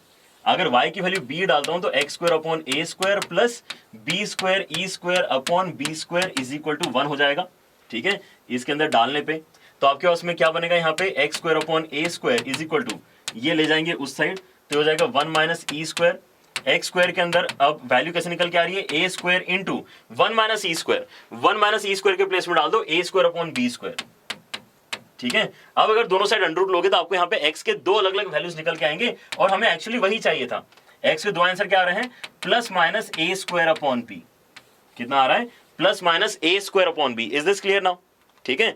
तो plus A square by B obviously Q1 को दे देते हैं, plus A square by B Q1 को दे देते हैं, और minus A square by B Q2 को दे देते हैं, P1 को दे देते हैं, सॉरी, ठीक है। और उसी लॉजिक से क्या आप यहां पे माइनस बीई डाल के भी P2 और Q2 निकाल सकते हो, यस बिल्कुल निकाल सकते हो। मैं यहां पे डायरेक्टली लिखने की कोशिश करता हूं वैल्यूज, P2 का वैल्यू और Q2 का वैल्यू क्या होगा। P2 यहां पर जो है बिल्कुल नीचे है P1 के, ठीक है। तो आपका x का वैल्यू कितना आ जाएगा, minus A square by b आ जाएगा, और क्योंकि ये इन लाइन है S2 के तो आपका P2 का जो y कोऑर्डिनेट है वो माइनस बीई आ जाएगा। और उसी लॉजिक से अगर यहां पे ध्यान से देखोगे तो आपके पास में ए स्क्वायर बाई बी जो है x कोऑर्डिनेट आना चाहिए Q2 का, और माइनस बीई y कोऑर्डिनेट आना चाहिए। तो यहां से हम फर्दर क्या देख पा रहे हैं कि आपका जो LR का लेंथ है वो कितना हो जाना चाहिए, लेंथ ऑफ LR यहां पर आपका हो जाएगा 2a स्क्वायर बाई बी। कितना हो जाएगा लेंथ ऑफ LR। अगर आपको जरूरत पड़ती है तो आप यहां पे डायरेक्टली यूज कर सकते हो 2a स्क्वायर बाई बी। जैसे पहले हम क्या यूज कर रहे थे, आज के पहले क्वेश्चन में हमने क्या यूज किया था, 2b स्क्वायर बाई a। यहां पर क्या यूज कर सकते हैं, 2a square by B. Is this clear. तो बस ये 2 पेजेस आपको याद रखने हैं। यहां पे हमने मोस्ट ऑफ द चीजें जो हैं वो लिख दी हैं, ठीक है। क्या मिस आउट रह गया अभी यहां पे, बस मिस आउट बस इतना सा हो गया है कि हम ये डिस्कस करना चाह रहे थे कि फोकल डिस्टेंस की वैल्यू कितनी आएगी, ठीक है। सो फोकल डिस्टेंस के लिए let me check if I have space, no, alright. So यहां पे आई गेस छोटा सा कैलकुलेशन करके मैं आपको दिखा देता हूं। आई गेस इतने स्पेस में हो जाना चाहिए।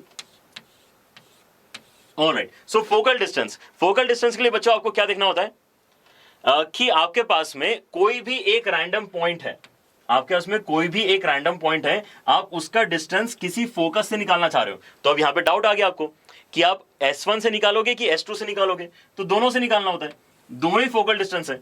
तो आपके पास में ये अगर कोई एक पॉइंट P है, तो हम यहां पे PS1 अगर निकालना चाह रहे हैं तो हम PS1 डायरेक्टली निकालेंगे नहीं, हम क्या करेंगे, यहां पे P से परपेंडिकुलर ड्रॉप देंगे M1 किसके ऊपर, M1 परपेंडिकुलर ड्रॉप देंगे डायरेक्ट्रिक्स 1 के ऊपर, और वैसे ही M2 परपेंडिकुलर ड्रॉप देंगे किसके ऊपर, डायरेक्ट्रिक्स 2 के ऊपर। हम यहाँ पे PM1 PM2 आसानी से निकाल पाते हैं।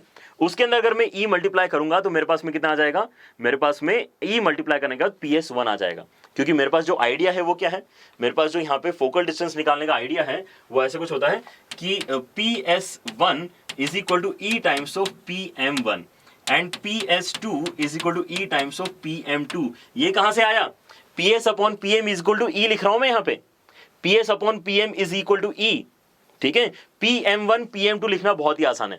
PM1 PM2 लिखना आसान क्यों है, क्योंकि आप यहां पे ये देख रहे हो P से लेके M1 तक का डिस्टेंस, P से लेके M1 तक का डिस्टेंस और P से लेके M2 तक का डिस्टेंस, ठीक है। तो यहां पे आप ये देखो कि यार डायरेक्ट्रिक्स तक तो जाना ही है, लेकिन X एक्सिस से नहीं जाना है।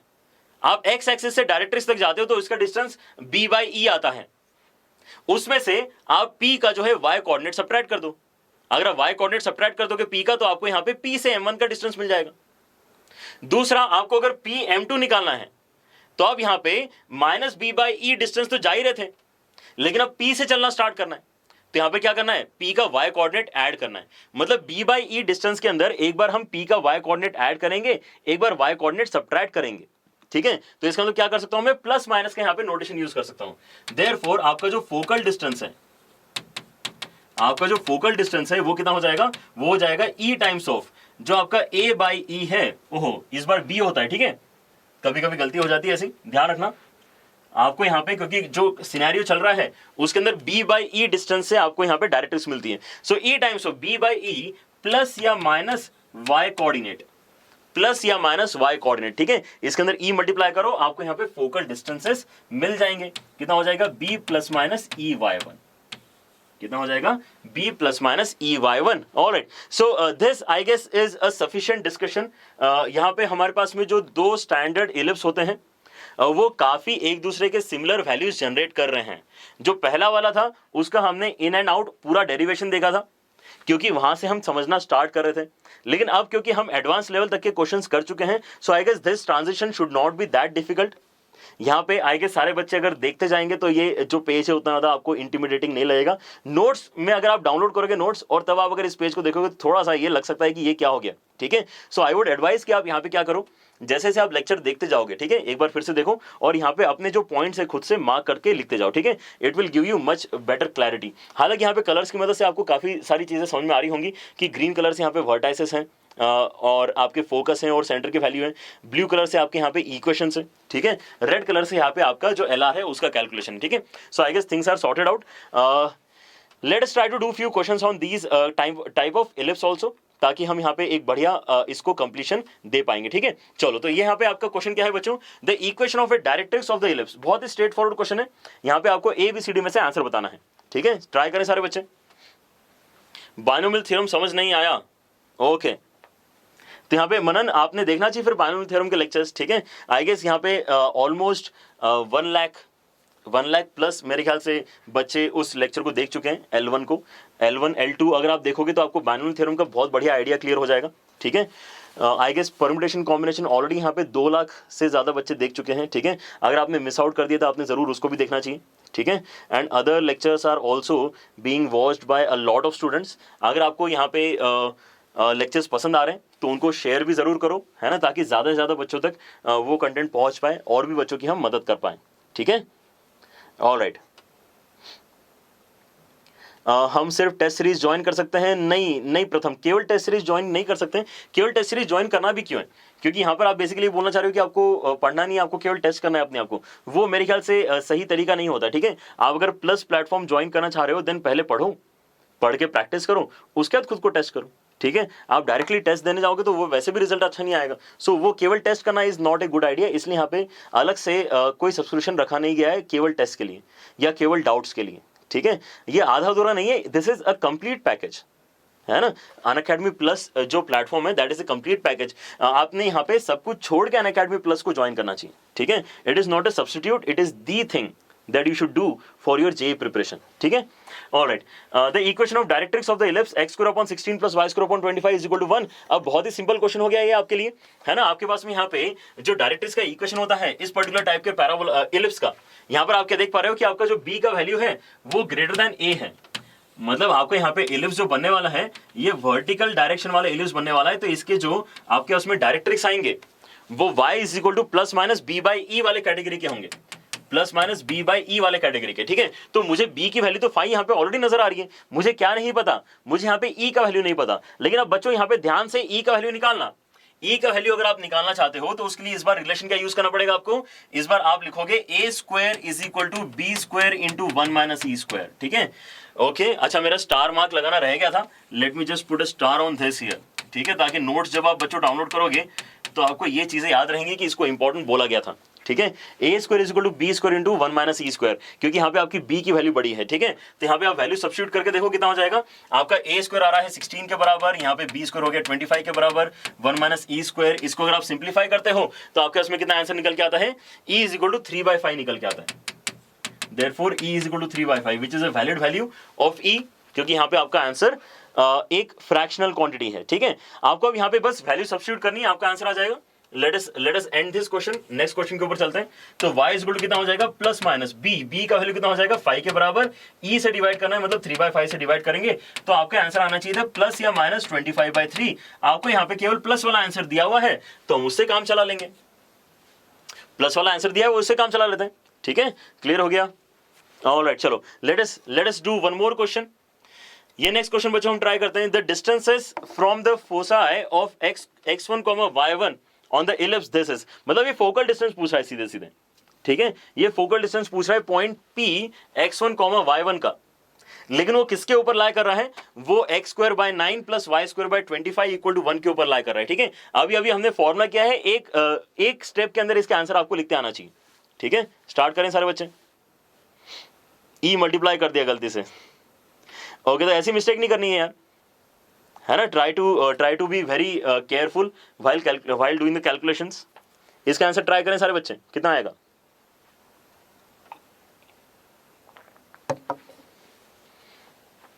Distances from the foci of P x1, y1 on the ellipse x square by 9 plus y square by 25 is equal to 1। ठीक है, तो अब यहाँ पे मुझे क्या याद आ रहा है, मुझे यहाँ पे फोकल डिस्टेंस का फॉर्मूला ऑलरेडी याद आ रहा है। फोकल डिस्टेंस का जो फॉर्मूला होता है वो क्या होता है, फोकल डिस्टेंस आपका लिखा जाता है b प्लस माइनस ई y1, इस तरीके से b प्लस माइनस ई y1 की मदद से। ठीक है, तो आपको करना क्या है, यस इजी है, बिल्कुल बहुत बढ़िया है ना, इजी लगना चाहिए आपको चीजें। यहाँ पर आपको बस क्या निकालना रहेगा, ई की वैल्यू निकालनी रहेगी, क्योंकि b तो आपको यहाँ पे डायरेक्टली 5 दिख रहा है और आपको यहाँ पे y1 का वैल्यू जो है वो तो y1 है ही, ई तो नहीं पता आपको, ई निकालोगे तो आंसर आ जाएगा। सो आई गेस ये आंसर वैसे होना चाहिए, सी होना चाहिए, क्योंकि बाकी कुछ तो यहाँ पे इस तरह से लिखा हुआ है नहीं, लेकिन नन ऑफ दीज है, इसलिए थोड़ा सा कैलकुलेशन और कर लेते हैं।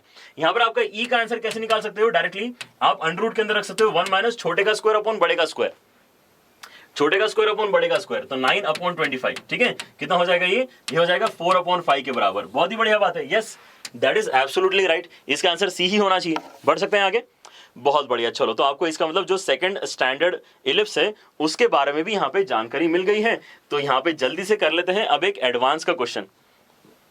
ठीक है, ऑलराइट, 2012 एडवांस का बच्चों ये क्वेश्चन है, जिसके अंदर आपको क्या क्या दिया है, कुछ तो बहुत सारा दिया हुआ है। ठीक है, एक बार पढ़ने की कोशिश करते हैं और इसको सॉल्व करके देखते हैं finally. The ellipse this x square upon 9 plus y square by 4 is equal to 1। अब ये जो इलिप्स है ये तो हमारा वो जो लास्ट क्लास में हमने किया था वो वाला इलिप्स है, क्योंकि इसके अंदर a स्क्वायर का वैल्यू बड़ा है और b स्क्वायर का वैल्यू छोटा है। ठीक है, is inscribed in a rectangle are whose sides are parallel to the coordinate axis. ठीक है, आई गेस यहाँ पे फिगर हमें बनाते जाना चाहिए, फिगर बनाते जाएंगे तो यहाँ पे हमें ज्यादा क्लैरिटी मिलती जाएगी। ठीक है, सो ये हो गया हमारा x एक्सिस y एक्सिस, उसके बाद हमारे पास आ गया एक इलिप्स। ठीक है, इलिप्स ये वाला। ठीक है, सो बनाते हैं, चलो ये ऐसा हो जाएगा, ये आपका इलिप्स है, ठीक है। और यहाँ पे 9 मतलब यहाँ पे कितना आएगा, ये 3 के बराबर होगा, ठीक है। और ये हो जाएगा आपका 2 के बराबर। ये सुनो, मैंने यहाँ पे मार्क क्या किए हैं, a,0 एंड 0,b मार्क किया है। आपके यहाँ पे a का वैल्यू 3 के बराबर है और b का वैल्यू यहाँ पर आपका 2 के बराबर है। a का वैल्यू आपका 3 के बराबर है, b का वैल्यू आपका यहाँ पे 2 के बराबर है, ठीक है। ऑलराइट, तो यहां तक तो आगे मुझे समझ में क्वेश्चन आगे और समझने की जरूरत है, अभी क्वेश्चन खत्म नहीं हुआ है, अभी तो पढ़ना स्टार्ट किया है। The ellipse this is inscribed, ये किसी रेक्टेंगल के अंदर है। किस रेक्टेंगल के अंदर है? जिसके साइड्स यहाँ पे कोऑर्डिनेट एक्सिस के पैरेलल हैं, ठीक है। So I guess I should be thinking of a rectangle which is something like this. ये रेक्टेंगल ऐसा जाएगा और टच करेगा ना, ये इंस्क्राइब का मतलब क्या है, टच करना चाहिए, ठीक है।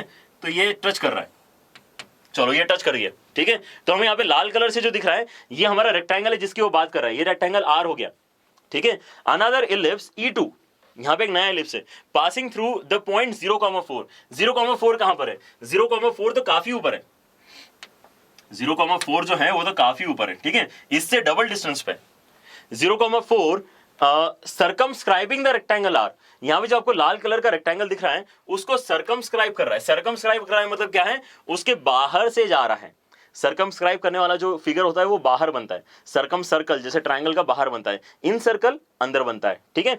ऑलराइट, सो यहाँ पे आपको एक और नया इलिप्स इमेजिन करना है, एक और नया इलिप्स इमेजिन करना है, ठीक है। और वो ऐसा हो जाएगा, वो इलिप्स ऐसा कुछ हो जाएगा। अब ये अच्छे से बना है कि नहीं बना मुझे पता नहीं, लेकिन हाँ ऐसे कुछ तो क्वेश्चन में दिया है कि आपको यहाँ पे जो एंड पॉइंट्स हैं वहां से पास करवाना है। और कहां से पास कराना है? 0,4 से भी पास करवाना है। ये हो गया आपका पॉइंट 0,4। इतना डेटा दिया है क्वेश्चन में। तो आपको अल्टीमेटली निकालना क्या है, ये जो ग्रीन कलर का फिगर बना है, मान लो वो इलिप्स है, ये जो ग्रीन कलर का फिगर बना है इसका आपको एक्सेंट्रिसिटी फाइंड करके बताना है, ठीक है। ऑलराइट, चलो तो यहां पे एक एक करके स्टार्ट करते हैं। यहां पे हमें क्या पता है, हमें ये पता है कि यार ये जो अंदर वाला सबसे यहां पे अंदर वाला E1 इलिप्स है उसका A का वैल्यू 3 था और यहां पे B का वैल्यू 2 था। तो ये जो हमारा रेक्टेंगल होना चाहिए उसका ये जो पर्टिकुलर कोऑर्डिनेट है फर्स्ट क्वाड्रेंट में, वो क्या आप यहां पे विजुलाइज कर पा रहे हो कि ये 3,2 होना चाहिए। इस कोऑर्डिनेट तक कैसे पहुंचा मैं? पहले ओरिजिन से इलिप्स के एंड पॉइंट तक गया और फिर ऊपर गया। कब तक गया? जब तक मैं हॉरिजॉन्टली ऊपर वाले एंड पॉइंट तक नहीं पहुंच गया इलिप्स के, तब तक गया, ठीक है। तो इसका मतलब हमारे पास भी ये कोऑर्डिनेट 3,2 होना चाहिए। 3 आगे गए, 2 ऊपर गए। तो मेरे पास एक ऐसा सिचुएशन बन रहा है कि ग्रीन इलिप्स जो है वो स्टैंडर्ड इलिप्स है ना, क्योंकि यहां पे फिगर ऑफ सिमेट्री जो है बिल्कुल यहां पे अप्लाई हो रही है। आपके यहां पे सेंटर जो आएगा वो अभी भी कहां आएगा? 0,0 पे ही आएगा, ठीक है। किसका? ग्रीन वाले इलिप्स का, E2 वाले इलिप्स का सेंटर कहां पे आएगा? 0,0 पे ही आएगा। मतलब इसकी इक्वेशन कैसी होगी? इसकी इक्वेशन होगी आपकी x² upon a² plus y² upon b² equal to 1 की तरह। आपकी इक्वेशन होगी x² upon a² plus y² upon b² equal to 1 वाली इक्वेशन होगी इसकी, क्योंकि ये भी स्टैंडर्ड इलिप्स है आपका, ठीक है। लेकिन यहां पे क्या क्या कंडीशन अवेलेबल है कि 0,4 और 3,2 दोनों से इसने पास करना चाहिए। 0,4 एंड 3,2 दोनों से इसने पास करना चाहिए। तो सब्स्टिट्यूट कर देते हैं।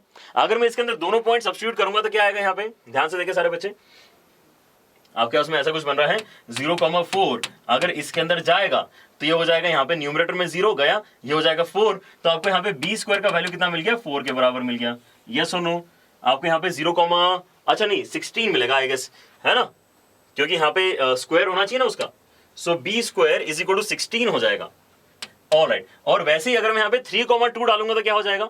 अगर मैं 3,2 डालूंगा देन मेरे पास में जो इक्वेशन आएगी वो हो जाएगी 3 का स्क्वायर मतलब 9 अपॉन a² प्लस y² मतलब 4 और नीचे हो जाएगा यहाँ पे b² का वैल्यू 16 हमने ऑलरेडी फाइंड कर लिया है, इक्वल टू 1। तो यहां से आपका a² का वैल्यू कितना आ जाएगा? पहले तो यहां से 4 कैंसिल करो तो ये उस साइड जाके 3/4 बनेगा और आपका a² का वैल्यू यहाँ पे 12 के बराबर आ जाएगा। a² हो जाएगा आपका 12 के बराबर। ये सुनो, अगर यहां पर आपको b² a² नजर आ रहे हैं तो आपने क्या नोटिस करना चाहिए? सबसे पहली बात कि यहां पर आपका जो a² है उसकी वैल्यू छोटी है और b² की वैल्यू बड़ी है। मतलब हमने यहां पे जो छोटा वाला E1 ड्रॉ किया हुआ था वो तो स्टैंडर्ड आपका इलिप्स था, दूसरा वाला जो है, जो आ रहा है वो अदर स्टैंडर्ड फॉर्मेट है इलिप्स का, मतलब यहां पर आपका b का वैल्यू बड़ा है a से, ठीक है। तो इसका अगर आपको एक्सेंट्रिसिटी निकालना है तो गलती नहीं करेंगे, यहां पर एक्सेंट्रिसिटी निकालते समय हम रिलेशन कौन सा यूज करेंगे, रिलेशन यूज करेंगे a square is equal to b square into 1 minus e square, ठीक है। a स्क्वायर का वैल्यू कितना है, 12 के बराबर है, उसका b स्क्वायर का वैल्यू 16 के बराबर है। यहां से आपका आंसर कितना निकल के आता है, ये नीचे आएगा तो ये हो जाएगा आपका 3/4 equal to 1 minus E square, तो यहां पे आपका ई स्क्वायर हो जाएगा 1/4 के बराबर, मतलब ई हो जाएगा आपका 1/2 के बराबर। अब ये सोचो, ये एडवांस का क्वेश्चन है, ये बच्चों एडवांस का क्वेश्चन है। क्या आपको फील आ रहा है कि एडवांस का क्वेश्चन है? नहीं, ये सिंपल क्वेश्चन है बहुत ही, ठीक है। इस तरह के क्वेश्चंस अगर आपको करते आ रहे हैं, आपने आधा तो कॉन्फिडेंस में ही खुश हो जाना चाहिए कि यार हम पहले बोलते थे कि हमको इलिप्स नहीं आता, लेकिन हम तो एडवांस के क्वेश्चन कर पा रहे हैं, ठीक है। So that is a very good confidence to take home, है ना। टेक होम मतलब आप तो घर पे ही हो, ठीक है। So that is a very good confidence to sleep over, ठीक है, ऐसा बोल सकते हैं आप। इस कॉन्फिडेंस के साथ में आज सो, है ना, कि आपको यहाँ पे एडवांस के इलिप्स के क्वेश्चंस बन रहे हैं, ठीक है। लेकिन साथ में आपको एक टास्क क्या है, आपको यहाँ पे जो होमवर्क क्वेश्चन है उसको भी यहाँ पे बच्चों अटेम्प्ट करना है, ठीक है। Don't forget about the homework question, बहुत बढ़िया क्वेश्चन है ये भी, ठीक है। So this is the homework question which I gave from 2016 advance paper, ठीक है। इसको हम डिस्कस करेंगे कल के लेक्चर में सॉल्यूशन। उसके पहले आप क्या करोगे, उसके पहले आप मुझे यहाँ पे कमेंट सेक्शन में इसका आंसर ABCD में से क्या आएगा उसको मार्क करके बताओगे, ठीक है। ऑलराइट, सो बच्चों आज का यहाँ पे क्योंकि हमारा टाइम अप हो चुका है, कुछ ज्यादा यहाँ पे लेट हो गए आज तो, या क्योंकि पारस सर की क्लास भी थोड़ी सी लेट खत्म हुई थी। So we are actually at 10:20, okay 10:20 हो गया यहाँ पे, ठीक है। चलो कोई बात नहीं, लेकिन यहाँ पे we are able to finish off quite a big chunk of discussion today, ठीक है। आई होप यहाँ पे सारे क्वेश्चंस आपको करते आए हैं। क्वेश्चंस करते तो मजा भी आता है, ठीक है। थ्योरी पढ़ते समय थोड़ा सा लगता है कि यार क्वेश्चन जितने जल्दी आएंगे उतना अच्छा होगा, but I guess today's lecture was for that only. यहाँ पे हम ये फील लेना चाह रहे थे कि हमने यहाँ पे जो थ्योरी में मेहनत करी है वो एक्चुअली यहाँ पे काम आ रही है, ठीक है। चलो तो बच्चों यहाँ पे अगर आपको चीजें सारी अनअकैडमी जे चैनल के ऊपर समझ में आ रही है, you should not have any doubt कि आपको अनअकैडमी प्लस के ऊपर चीजें समझ में आएंगी कि नहीं आएंगी, ठीक है। अनअकैडमी प्लस तो बना ही एजुकेशन के लिए है, वहां पे टीचर और स्टूडेंट के बीच में जो डिस्कशन होता है वो और ज्यादा डिटेल में होता है, आपको ज्यादा टाइम स्पेंड करने को मिलता है टीचर्स के साथ में। Now that in itself is a very big plus point of Unacademy plus as compare to any other channel, ठीक है। कि यहाँ पे लाइव डिस्कशंस होते हैं टीचर्स के साथ में, ताकि आपके डाउट उसी समय क्लियर हो जाएं, ठीक है। सो अगर आप बच्चों इन्वेस्ट कर सकते हो अपने ऊपर, है ना, तो आपने जरूर करना चाहिए। यहाँ पे जो प्राइजेस रखी गई हैं अभी बहुत ज्यादा अफोर्डेबल है, ठीक है। आपको एक साल के लिए 27,000 रुपीज, आई गेस जो यहाँ पे नॉर्मल कोचिंग इंस्टीट्यूट है उनकी जो यहाँ पे क्वार्टरली फीस होती है वो भी शायद इससे ज्यादा होती है, ठीक है। ये एक साल की फीस है, मतलब 1/4, ये 4 to 5 टाइम्स एक्चुअली इससे चार्ज ज्यादा आपको देना पड़ता है। और उसमें भी कोई गारंटी नहीं है कि आपको वहां पे उस पर्टिकुलर कोचिंग में बेस्ट टीचर्स मिलेंगे कि नहीं मिलेंगे। होते हैं best teachers, we are not saying कि वहां पे बेस्ट टीचर्स नहीं होते हैं, लेकिन आपके बैच में होंगे कि नहीं होंगे ये किसको पता, ठीक है। But that doesn't happen on Unacademy plus. यहाँ पे सारे टीचर्स इंडिया के टॉप एजुकेटर्स हैं, और आप यहाँ पे अगर उनसे पढ़ना स्टार्ट करोगे you will actually feel the difference, ठीक है। आप अगर ज्वाइन करना चाहते हो then Sameer live is the code that you can use for your 10% discount, है ना। यहाँ पे आपको डिस्काउंट भी मिल जाएगा। और मुझे ये आइडिया लगता है कि अच्छा यहाँ पे इतने सारे बच्चे हैं जो मैथमेटिक्स स्ट्रॉन्ग करने के लिए अनअकैडमी प्लस के ऊपर आना चाहते हैं, ठीक है। So for doing that you can use this code. और साथ ही साथ बच्चों यहाँ पे ये आप देखो कि जितने लंबे समय तक रहोगे उतना ज्यादा आपको कनेक्शन फील होगा कंटेंट के साथ में, ठीक है। ऑलराइट, लेकिन यहाँ पे जो हमारा डिस्कशन चल रहा है that will go like this only, so you can share these lectures, और यहाँ पे आप ज्यादा से ज्यादा बच्चों तक हमें पहुंचा सकते हो, ठीक है, अपने सोशल मीडिया प्लेटफॉर्म्स पे, फेसबुक पे, इंस्टाग्राम पे। और अगर आप जब करते हो ये काम तो आप हैशटैग यूज कर सकते हो JEE Live Daily, which is the hashtag of the revolution that we have started out, ठीक है। ऑलराइट, चलो एंड बच्चों साथ ही साथ अगर आपने अभी भी अनअकैडमी JEE चैनल को सब्सक्राइब नहीं किया है, या फिर आप अगर यहाँ पे नए हो, ठीक है, तो सब्सक्राइब तो आपने प्रेस करना ही चाहिए। साथ ही साथ बेल आइकन प्रेस करो ताकि आपके इस तरह के लाइव लेक्चर्स कभी भी मिस ना हो, ठीक है। और जैसे यहाँ पे दिखाया गया है बच्चों, आपको डाउनलोड करने के लिए नोट्स हमेशा मिलते हैं, keep them with you for your better revision, ठीक है। चलो तो आज के लिए इतना ही रखते हैं, टेक केयर, बाय बाय।